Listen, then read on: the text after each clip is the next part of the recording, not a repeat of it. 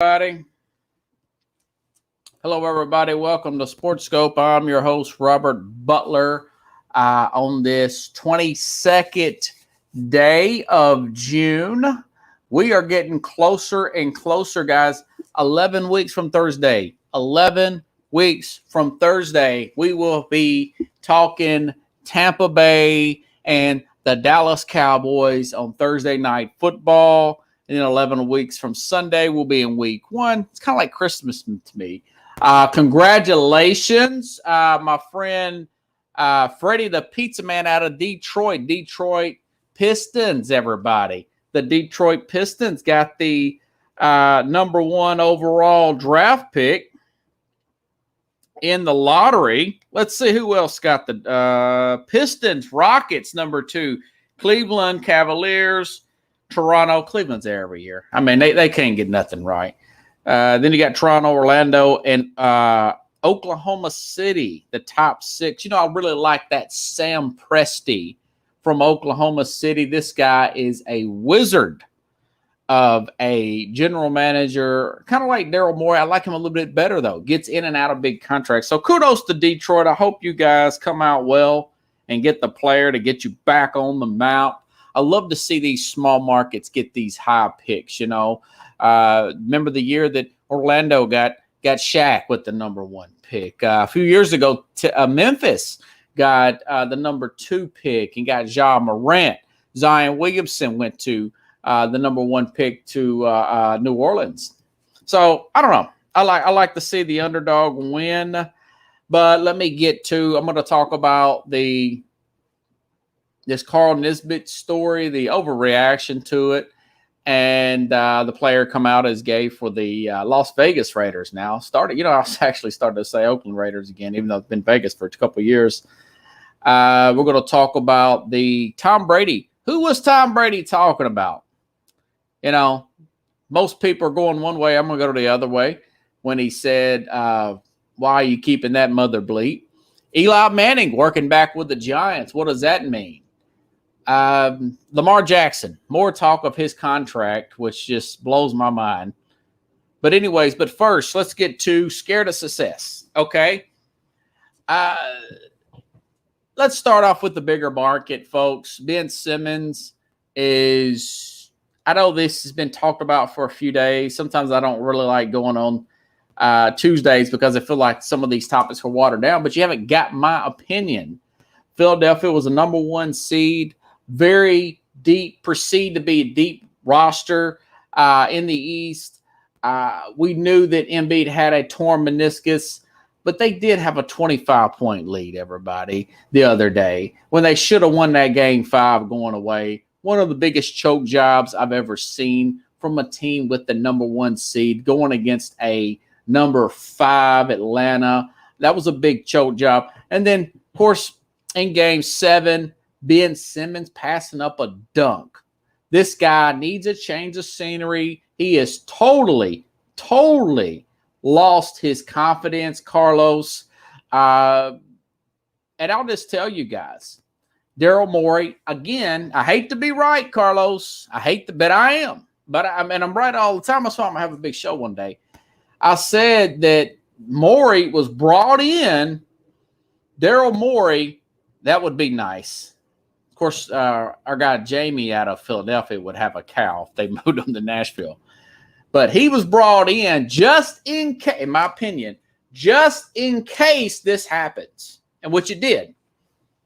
This guy, remember, he came from Houston, folks. Daryl Morey got Chris Paul when you didn't think he was going to get him. Pulled off the James Harden when you didn't think he was going to get him.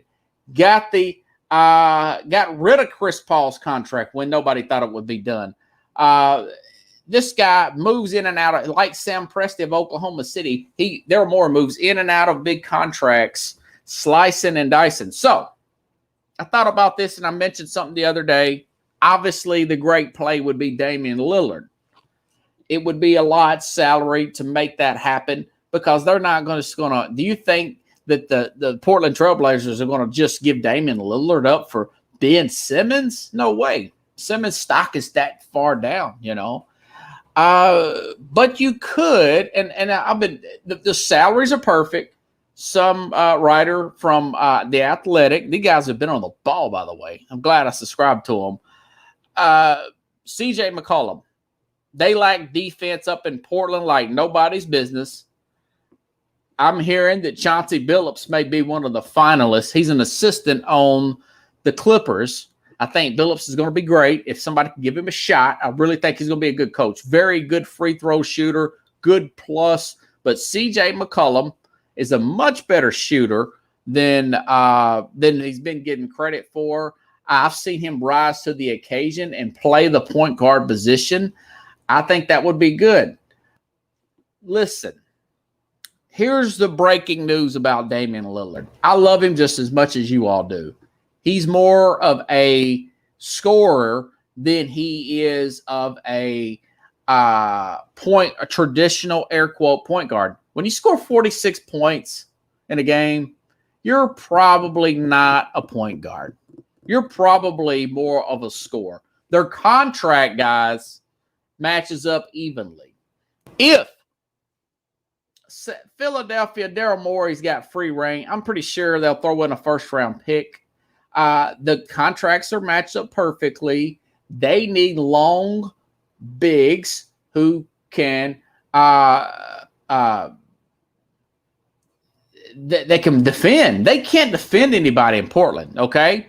Billups is going to be a great coach there. So McCollum for Ben Simmons would be a great play. McCollum and Damian are pretty much the same player, if you ask me. Except Damian's more talented. He's a better scorer. You move McCollum over to Philadelphia. You still got Seth Curry, who had a really good series. And we know that Joel Embiid is all that in a cup of soup, guys. So anyways, I do think that should be done. I would go after, and there's been talks of maybe trying to do a deal for Bradley Beal.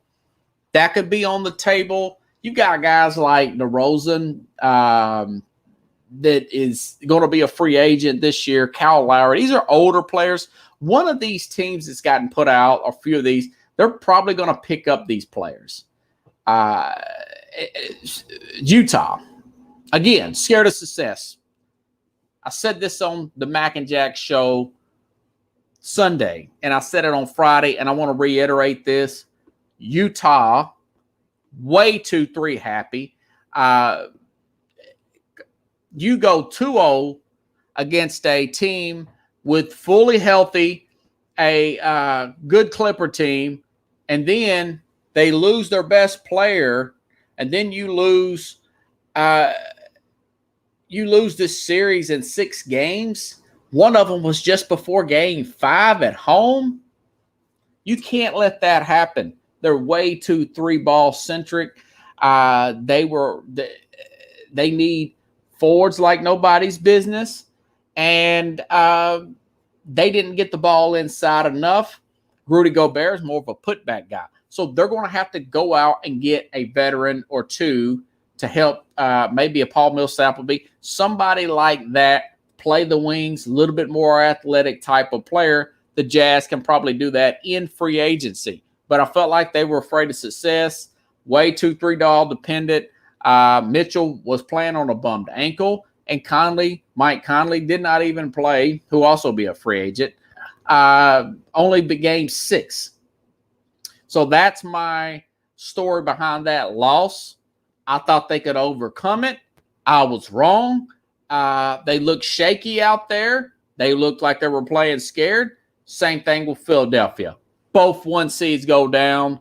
Both folded like a cheap suit. Michael Jordan said you got to learn how to win, learn how to lose before you learn how to win.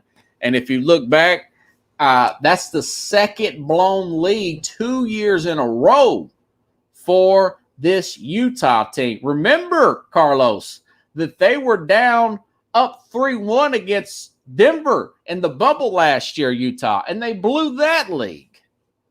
And Philadelphia is just flat out. I said this before, that game 5, there's no way you give up that 25-point lead. And, of course, the head coach there, who's just now hired, He should not. He's got some of the blame, but mainly that's Simmons and Harris. You got to step up too. And I was also throwing out a proposal. Maybe you move Tobias Harris and Simmons for a Leonard. But I was looking at the salaries. I couldn't get everything to match. Everything has to match up perfectly because you have those guaranteed salaries in the NBA. So I don't know if that would be realistic. They would have to really gut the rest of the roster for Portland to make that happen. But Ben Simmons passing up dunks like that, he needs to see a sports psychologist, Pickles. He's lost his confidence. Carlos, you're out of New York City. A-Rod did it. It helped his career playing as a Yankee. John Smokes did it, Pickles. Helped him come back, be one of the best closers of his era. 50, what did he get? 50 saves and 250 wins. Some unbelievable amount of saves. I think possibly Simmons should go see a sports psychologist and get as far the ways from Philadelphia as you possibly can. What a better place than Portland, right? Just food for thought. As far as going forward, I'm hearing maybe Chris Paul will be back. I like Phoenix to win tonight. I don't even know what the score is. He might be back game 3. I think Phoenix is going to win this series. Doc Rivers will be on the hot seat next year. I think he's won with Boston. He did underachieve with the Clippers. He was pretty fair with Orlando. That is a critical, that is a good observation, Carlos. That could happen next year. But I don't think they're gonna happen this year. We'll see. But anyways, those are my thoughts about that going forward. I think that Milwaukee, okay, all this talk about the Nets and they didn't have a good assembled team. They had a weak bench and all that. The same people were saying that picked Milwaukee. Only reason they won this series is because not only did Kyrie get hurt, but Harden got hurt 5 minutes before tip-off the first game. He played 50%, and they still almost lost. So count your blessings now, Milwaukee. These guys are probably going to reassemble next year. They'll come back stronger, and they're probably going to win this series and win the championship next year. Okay? That's my take on that. Like Richard Petty said, I'd rather be lucky than good any day, the famous race car driver. But that being said, it is what it is. It's a battle of attrition. You got, Milwaukee was the healthier team, and they won. 2 years ago, Toronto was a healthier team than Golden State, and they won. A few years before that, the Golden State Warriors were the healthier team of the Cleveland Cavaliers, and they won in 6 games. But remember, Cleveland didn't have Kevin Love, nor did they have Kyrie Irving then. So I think they would have won that one. But hey, it is what it is. Houston was up 3-2 to the Golden State Warriors. And then, of course, Chris Paul gets hurt. So hopefully everything will work out for this guy now, Paul, and they can win the championship. I think Milwaukee's got the slight edge. I would give it to them. But I know that Atlanta's going to be playing loose. I think this is probably a 5 or 6 game series in favor of the Bucks. I think the Bucks will win it all, but who knows? Maybe this Phoenix team could win it all. Again, guys, I'm happy for all the teams that are left over. None of these guys have won. None of these teams have won a championship since the 1976 ABA-NBA merger. So I'm happy for all parties that are left. August 5th, 1976, Pickles. I think you were 20 years old. Or my dad was, anyways. Okay, so those are my food for thoughts there. Where do I start next, folks? I don't know. Kemba Walker traded to Oklahoma City. Looks like Presti got the better end of that deal. Watch what happens there. Watch Oklahoma City. I wouldn't be surprised if they found a way to move that 6th pick, and maybe they go after a Ben Simmons type of player. And then that 6th pick gets moved over to another team for Bradley Beal or something like that type of nature. Watch out for Presti and this Oklahoma City Thunder team. Okay. All right. Switching gears here. That is all the NBA stuff I've got. What else should I go with? Everybody? I'm trying to say, okay, we got most of our NBA stuff there. And I want to get a kudos to Ty Lue, coaching game 6, out-coached Quinn Snyder. This team losing Kawhi Leonard and coming back, and Billups is his assistant. So that was a well of a comeback there for him. Okay. All righty then. Okay. Yeah. Aaron Rodgers. Okay. This is a story. Now, Aaron Rodgers renewed his golf membership in Green Bay. I will say this, that Rodgers, if he comes back to Green Bay, I would have lost a lot of respect for him. Because when you go in like that, you've made public barbs at the president, the general manager, and there's been an undercurrent about the lack of respect for McClure. I'm sure there was a heated discussion about going for 2 last year. If it's me, I'd just go all in on this. Possibly if I've got $200 million in the bank or earning plus, I go all the way with this. I just don't do a little jab and come back. So everybody's saying that he's going to come back. He might come back and play golf at the that Green Bay Country Club, Aaron Rodgers, that he renewed, and put his house for sale and leave. Or he may come back and play. If he comes back and plays, again, I lost a lot of respect for the guy. I did, because he shouldn't have went about it this way if you're going to come back. You shouldn't have went public with it if you're going to come back. You're just throwing a lot of people under the bus is what my thing is. So let's see. Okay. All right. Tom Brady. Now, Tom Brady is he made a comment, and I'll say this about Brady, that he's getting very wise, being a wise rear end, not a person that is wise and doing well. Okay. Tom Brady said something in regards to, this was on this cheesy show that LeBron has on HBO called The Shop. It's a barbershop type setting where people's talking about their careers and stuff like that. And there is a tease, and I've got it recorded, Pickles. Friday night's The Shop episode. Brady says, "You're going to keep that mother bleep over me." And he was talking about one of the finalist teams that were trying to recruit him as a free agent, but backed out at the very end. And he's like, and everybody's speculating of who this person that Brady's talking about.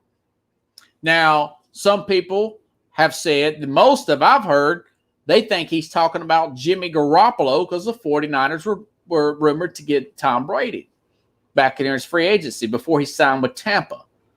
Others are saying that it could have possibly been either the Raiders or here in Tennessee. There was a big speculation that he would come to Tennessee.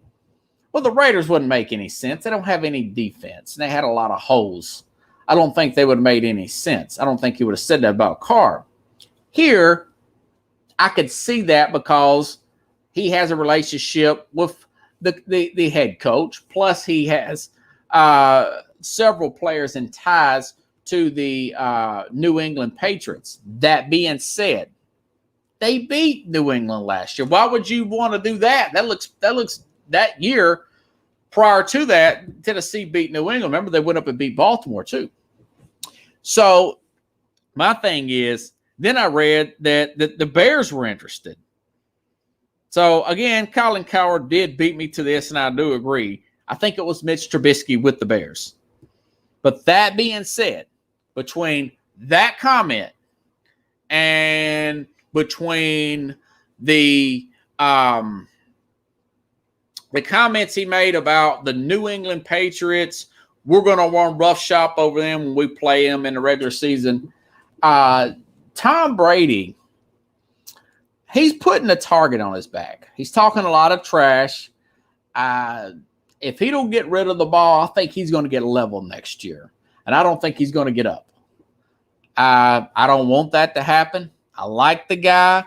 I think that he is a great player, greatest of all time. But I think he's talking about Mitch Trubisky. He shouldn't have never said that. He really shouldn't have said that. He's doing LeBron, a favor there, you know. But I just, that's my take on that.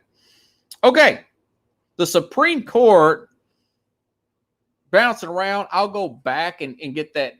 I almost missed this big story. Okay, the Supreme Court unanimously sides with former college players in dispute with NCAA about compensation.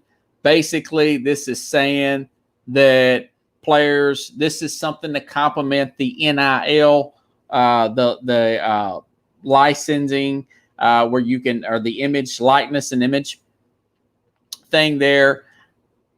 And I'll say this. It's basically saying that players can get more benefits from the university, such as providing laptops, TI-83 computer, something addition from their scholarship, which that should have been inedible anyways. These are some dumb rules. I remember, guys, that Bruce Pearl got in trouble for holding a barbecue, little stuff like that. Well, the Supreme Court voted 9-0 to shut that down. Paul Feinbaum said that it's the end of the NCAA as we know it. Like the REM song said, it's the end of the world as far as compliance. There's going to be some fear with these academics and all that stuff with this. And there's just, well, we're going to let the cat out of the bag. Things are going to go crazy.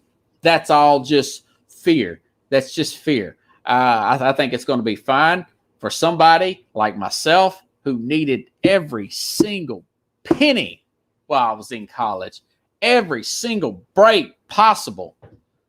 I totally understand that.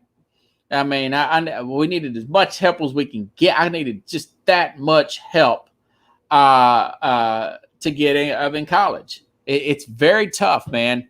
And anything you can give these students, I had to work 24 hours a week, normally 2 Saturday and Sunday, 12-hour days. And then I went to school on an average of 15 hours in classes to 17. Now, for every 1 hour you're in class, the recommendation by the professors, you got to study for 2. So that is 30 hours plus 24 hours.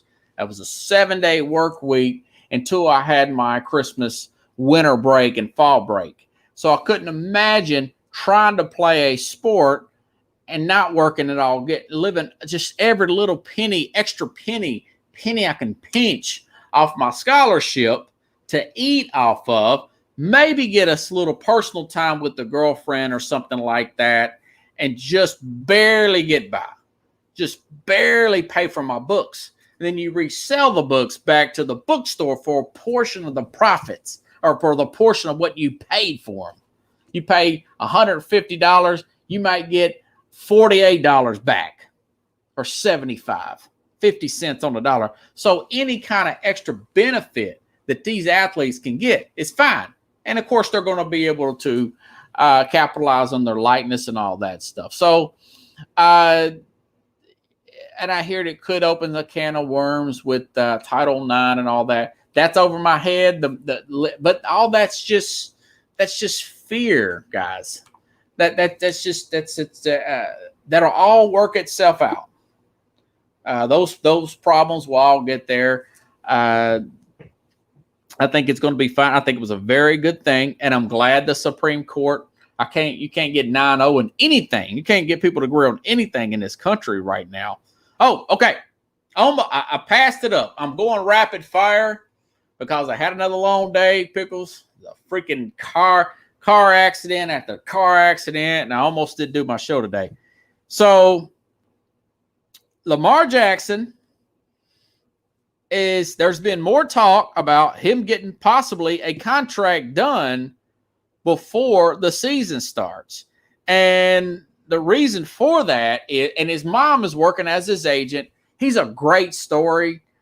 He's another one of those guys. Just because I don't want to pay him a lot of money to be my quarterback, because I don't think he can take you too far once you start paying him that $35-40 million a year. Because of his throwing motion, hard for them to come back. They did have one comeback against Tennessee, the worst pass rush in forever in the playoffs there. But it's very difficult. They were 32nd in pass offense. They're not a passing team, but you don't need to be that low. You do not need to be that low. So they are there's been talk this week about it. There's been talk today about this. And of course, the head coach mentioned it.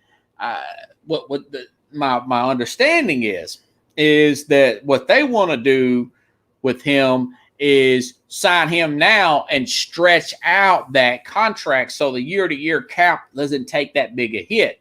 Because the Ravens know that this guy is a high-risk player that can get hurt at any time, and he's a big gamble.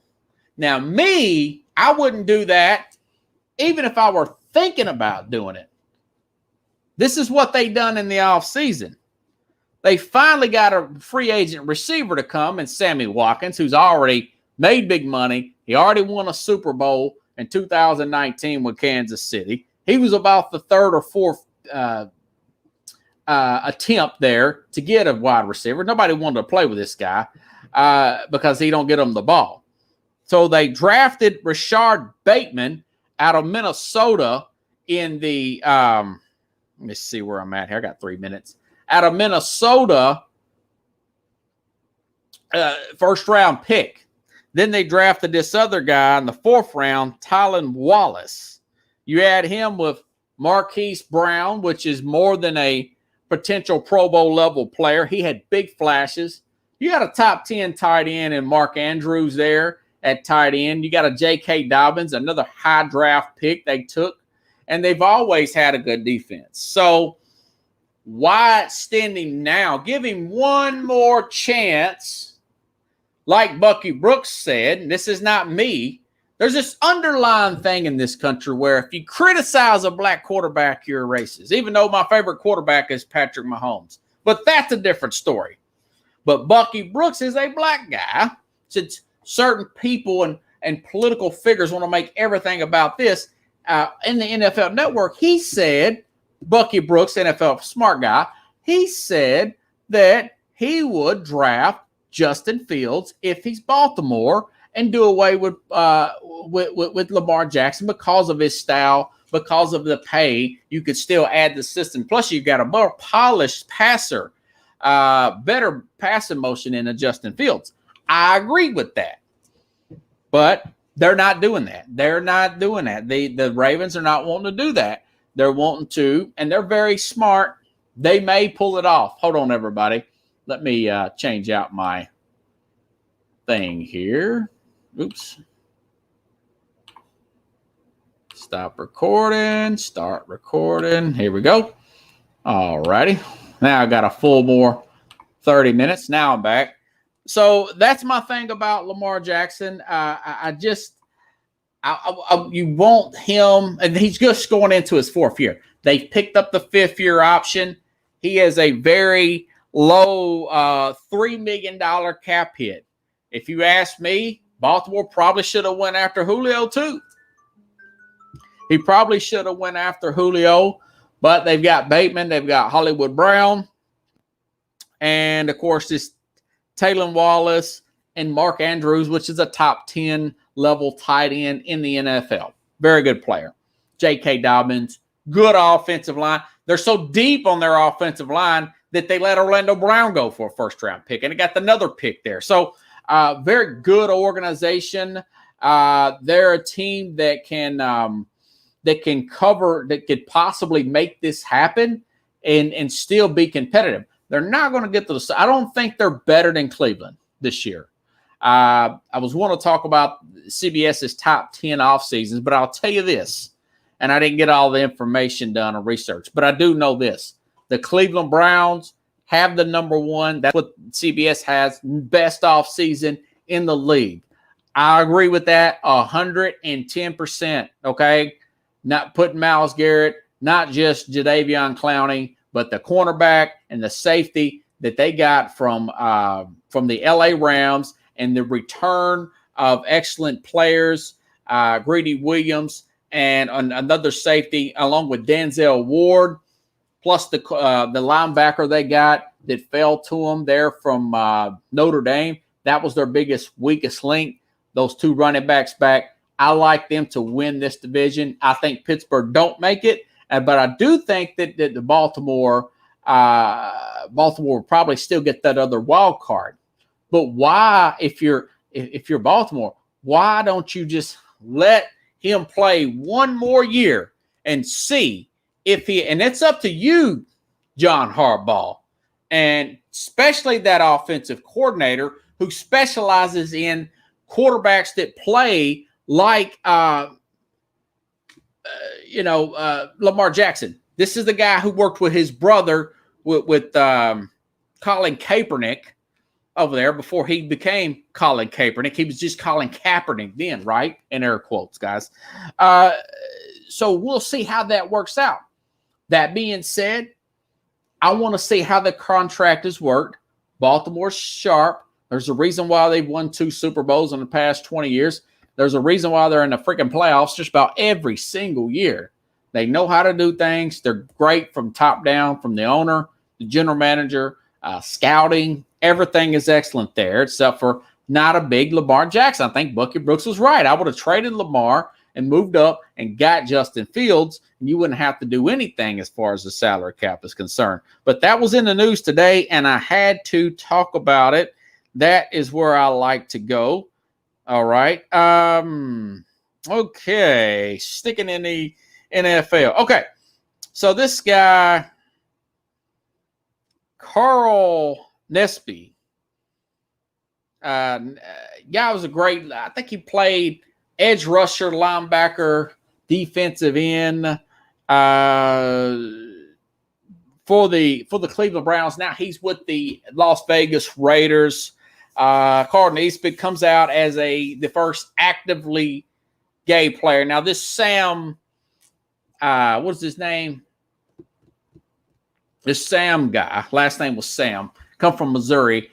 He was a gay player, but he didn't actually make the team. I think he kind of went on practice squads with the Rams, the other gay player. Back in 2012, ESPN wanted to make this big deal out of it. Yeah.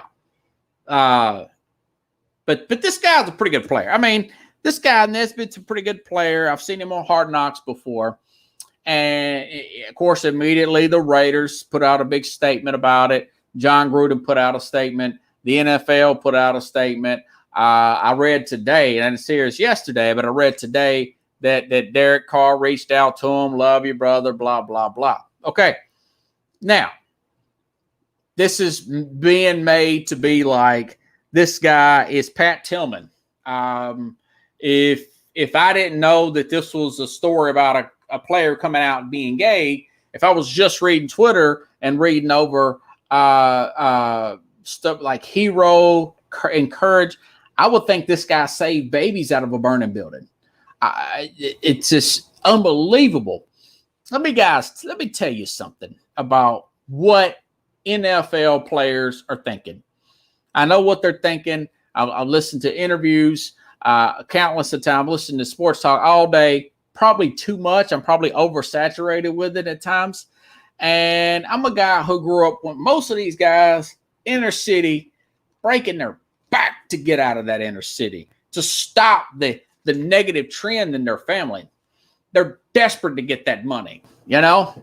What they want to do is they want to make it to Tuesday morning in the regular season, Pickles. And these are their objectives. This is from Tony Gonzalez.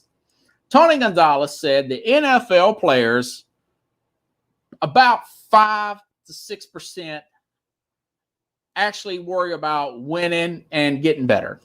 The rest of them, they don't want to get injured, and they simply want that next contract. Winning is third. That's all they concentrate about.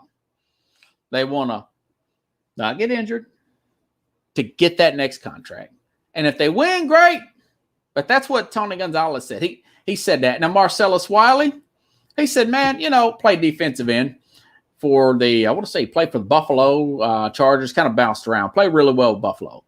He said that, some games I have 4 or 5 sacks and we get beat by 20 points, but I wanted to do my job. So what I'm really saying is about the players that this guy that's coming out is gay. They don't care. Even if they did care, they wouldn't say nothing about it. One guy said in one of the comments when I read this story, he says, well, you probably had to water down some of the jokes in the locker room. Whoop-de-freaking-do.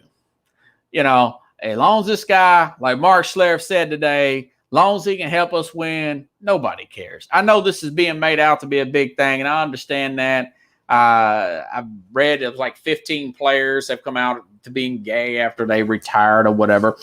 But the truth of the matter is, the past 20 years, maybe not 40, but the past 20 years, guys just want to clock in, do their job, clock out. They don't give two flying bleeps about this. They don't care what they don't. I don't care. It's one of those things. Now, Derek Carr's a guy of faith and everything. I'm sure, like myself, he wouldn't want his preacher marrying this guy because you got to respect my religion just like I respect your sexuality. I'm still gonna, if I was changing in front of your locker, I'd change in front of your locker beforehand. I'm sure he's not going to make a pass at anybody, but I'm not going to tell you how to live your life, and I don't do that. You shouldn't tell me how to live my life. That's how that would work out. But this, I noticed that not that many players said anything. Most of them really don't care. You may have 1 or 2 knuckleheads. They're not going to say nothing because they'll get read the riot act to them. They get kicked off the team. They'll get fined. The NFL, though, does not want to look bad here. So much to do about nothing. Some people would disagree with that, but that's my opinion. Frank Clark, speaking of football, was arrested with an Uzi machine gun, charged with that. Now, I don't know what that's going to turn out to be. It doesn't sound like it's going to be a big deal, but I thought that was pretty interesting. He's probably the best defensive player on the Kansas City Chiefs. We'll see how that plays out. I haven't heard of anything else going on with Frank Clark. Hopefully that he will not get in any kind of issue there. There was a player, the 6th round pick, Pickles, for the Minnesota Vikings, and then he got shot 5 times over the weekend. A lot of flesh wounds. I think he'll be okay. But I'm trying to see what his name is. I thought I had it wrote down again. Taman. Let's see. The Vikings a praise situation. Jalen Twyman. Twyman. He got shot 4 times and looks like he'll be back in time for training camp.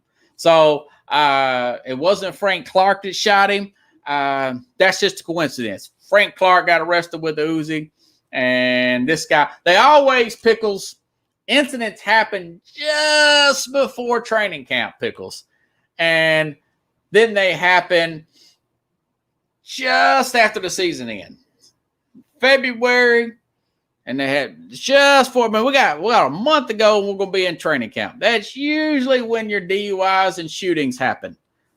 So if that's just food for thought, both guys are going to be okay. It didn't mean for it to come off as funny like that. Oh, here's another story. Okay, so Eli Manning, I guess Parlos is left. Eli Manning has taken a job with a fan engagement and operations job with the New York Giants. Now, again, I think he's got the show coming up probably today or tomorrow.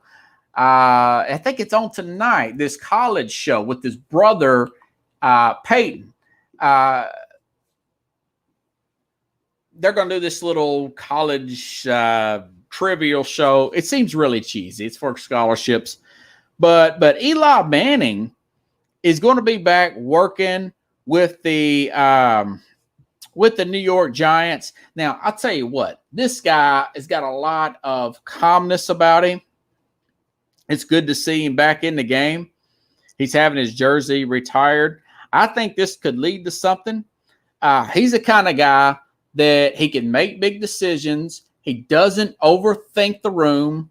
I think this is kind of a, just to get your feet wet and then with the organization kind of job. I don't think this is a big job. This isn't a scouting job or anything of that nature. But I think it could lead to something here for Eli to either get into a management job. Maybe he gets the itch to want to go back and coach and play. Now, remember, I think this is a way to con Eli to work with oh God, what's the clown's name that they got up there? Daniel, what's the quarterback's name with their pickles? Daniel, whatever. The work with their starting quarterback. Remember that quarterback played under Eli Manning's. Joe Judge. But I was talking about the quarterback there. Anyways, who's on a hot seat as the starting quarterback with the New York Giants. Both of these guys played under David Cutcliffe. Cutcliffe was the head coach of Ole Miss for Eli, and he was also the head coach for Duke for God, this guy's drawing blanks in my head right now. The starting quarterback there. Yeah, Daniel Jones. Thank you, Pitchels. I think this is a way for him to possibly work with Daniel Jones. The guy looks like Eli, except he can run a lot faster. This is a big year for Daniel Jones. I don't know if they do not make the playoffs, they're going to have to move on from this guy. And it's probably going to put the general manager in hot water and ultimately put the head coach in there. So this could lead to something much better, much bigger. This is a story to monitor. A lot of Northeast Stream, a lot of you guys know about, follow this. So keep an eye on the Eli Manning story there. Another news, Cole Beasley says, I'd rather retire and get the COVID vaccine. And of course, they threw eggs at him. And I didn't even use the word vaccine in my hashtags because you get these little warnings here from Facebook and Twitter. They want to censor you out if you criticize the vaccine, even though nobody knows it. So kudos to Cole Beasley there for speaking what he really thinks. And a lot of the other players say that too. Again, nobody said anything to LeBron James. He says it's something I'm going to talk to my family about. That's a put off kind of answer for don't ask me about it again. But you got a guy like Cole Beasley with the Buffalo Bills. Now it's a big deal. People calling him he's getting a lot of name calls and getting criticized over social media. So, but I don't know. That just kind of annoyed the crap out of me. I'm glad that more people are just sick and tired of being told what to do and into this whole group thing. If the guy don't want to take it, don't let him take. He don't have to take it. He's he'll go through the protocols just like the other players who says they don't want to take it. I don't know. It's just kind of a bully-like situation here. But anyways, that is pretty much, let me double check and make sure, because sometimes, guys, I've got so many stories that I talk about that I usually lose track. Kemba Walker, Tom Brady. Again, Jacob deGrom. Okay. Now, this thing with deGrom, there's been hints that maybe I know Colin Cowherd kind of hinted at that. I think there's speculation that DeGrom, the pitcher for the Mets, may have been using steroids or whatever. And my thing is, I don't think, I know that he's got this historically low ERA right now, but I was looking over his last few years, and I'll say this. I think that DeGrom is a guy that has, look at this. This year, he's got .50. That's insane in the membrane. But you look at 2020, 2.38, 2019, 2.43, 2018, 1.70.